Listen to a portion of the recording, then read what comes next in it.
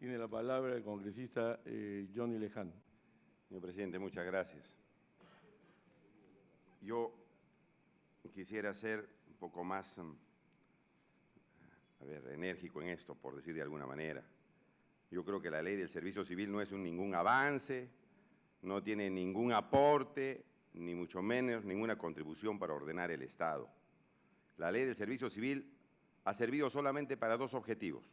Uno, para que los ministros se aumenten el sueldo de 15 a 30.000 soles, sin sacar ningún tipo de reglamento, violando su misma ley del servicio civil, la 30.057. Porque la ley del servicio civil establecía que los dispositivos, señor presidente, de esta ley de servicio civil, referentes a mejoras económicas, debían contar con un reglamento para que se pueda ordenar, hacer el estudio actuarial, cuánto se iban a aumentar y cuál era el monto de cada uno de los servidores del Estado. Pero no, eso se ha violado, se ha desconocido y de pronto el Ejecutivo aparece con un dispositivo que los señores ministros ganan 15.000 y han pasado a incrementarse 30.000 soles. Aparte de los carros, aparte de los viáticos, aparte de los pasajes que ganan, ya no ganan ahora 30.000, están más de 50.000 soles. Entonces, el Ejecutivo ha violado su propia ley.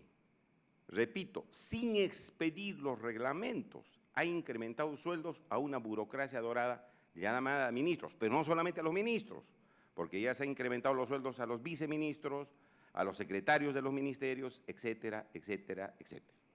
Y con un monto de millones de soles, centenares de millones de soles. Ese es uno de los primeros efectos de la llamada ley del servicio civil. Segundo efecto, señor presidente, el Ejecutivo ha remitido al Congreso, incluso se ha aprobado en la Comisión de Presupuesto.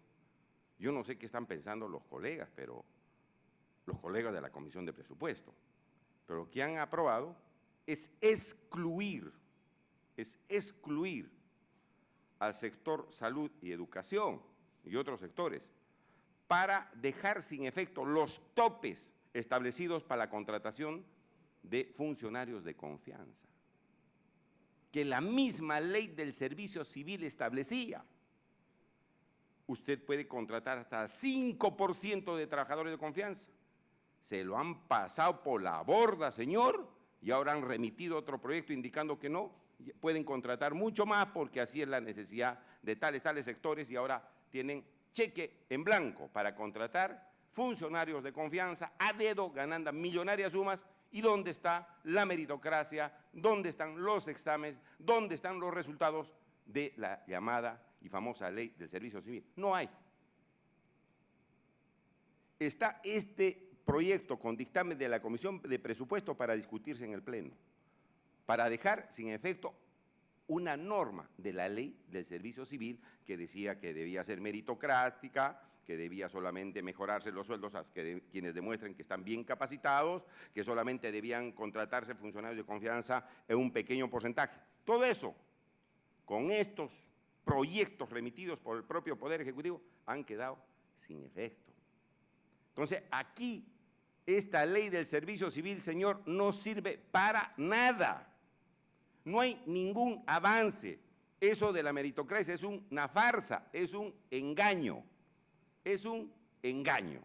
Y estoy probando con hechos del propio Poder Ejecutivo que esta es una farsa. Y el tiempo lo está diciendo. Y además, los resultados de esta reforma, de acá a 1 o 2 años, señor, se van a olvidar lo que dijeron acá en el Congreso, pero los resultados no se van a ver de ninguna manera mejorados el servicio que debía prestar el Estado al ciudadano, de forma más eficiente, más diligente, con mayor capacidad, con mayor brevedad en el tiempo.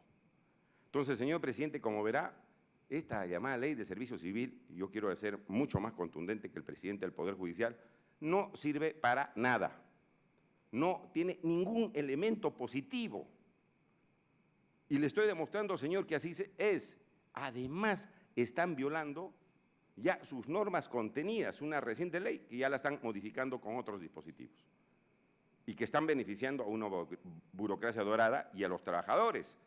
Les recortan sus derechos, señor, al extremo de decirle al trabajador que no puede utilizar la negociación colectiva para reclamar mejoras económicas. Entonces, señor presidente, esto no tiene ningún sentido mantener esa ley, razón por la cual más de 30 parlamentarios de diferentes tiendas políticas hemos presentado al Tribunal Constitucional una demanda para que se declare inconstitucional esta ley. Es una ley inconstitucional.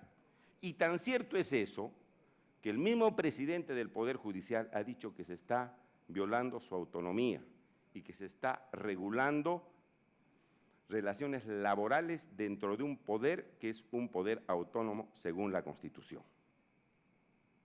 Tan cierto es eso. Entonces, yo quisiera, como una primera inquietud, preguntarle al doctor Mendoza si lo que nos ha explicado, obviamente se traduce de su explicación, es que están presentando esta iniciativa precisamente porque hay una inconstitucionalidad de la ley, en tanto y en cuanto tratan de una manera a unos trabajadores y de otra manera a otros trabajadores, y en tanto y en cuanto se está violentando la autonomía de poderes del Estado. Entonces yo quisiera que el doctor Mendoza, dado que ha venido con una presentación debidamente diseñada, nos pueda indicar, señor presidente, que aquí obviamente hay una inconstitucionalidad, porque si no habría eso, no habría necesidad de presentar un proyecto de ley para respaldar los derechos tanto de los trabajadores administrativos como jurisdiccionales del Poder Judicial. Entonces, eso en primer lugar, señor presidente. En segundo lugar, señor presidente, si el Congreso y esta comisión deciden obviamente comenzar a, por decir de alguna manera, mejorar la ley del servicio civil, que creo que es una ley de por sí inconstitucional, también debía incluirse en el texto no solamente a los trabajadores administrativos y jurisdiccionales del Poder Judicial, sino también a los trabajadores de la Academia de la Magistratura, porque el artículo 151 de la Constitución del Estado, señor presidente, establece la Academia de la Magistratura, que forma parte del Poder Judicial, se encarga de la formación y capacitación de jueces y fiscales en todos sus niveles para los efectos de su selección.